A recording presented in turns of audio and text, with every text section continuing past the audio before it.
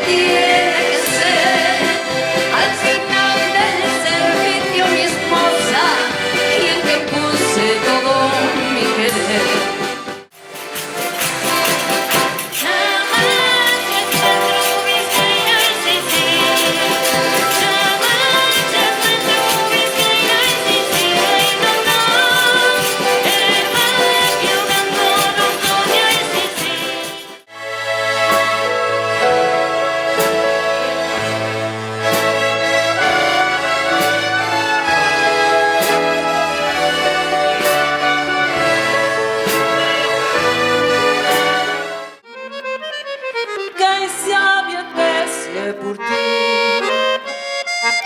por quem eu espero.